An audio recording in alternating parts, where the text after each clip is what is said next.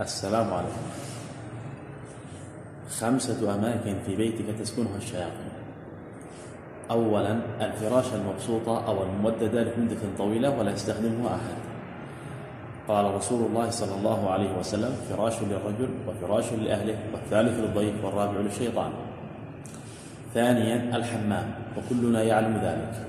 قال رسول الله صلى الله عليه وسلم: إن هذه الحشوش مختضرة، فإذا أتاها أحدكم فليقل: أعوذ بالله من الخبث والخبائث.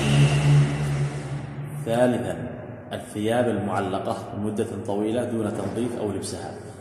قال رسول الله صلى الله عليه وسلم: اطووا ثيابكم فإن الشيطان يسكن كل ثياب منشورة. رابعا، التماثيل المجسمة على هيئة بشر أو حيوان، فالملائكة لا تدخل بيت فيه تماثيل والشياطين تخف خلف هذه التماثيل.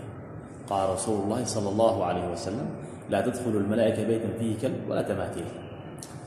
خامسا، أماكن اشتعال النيران والمواقد، فهذه أماكن محببة للشياطين لأنها خلقت من نار، فتعهدوا ذكر الله عند اشتعال النيران، حفظنا الله وإياكم من خبث الشياطين.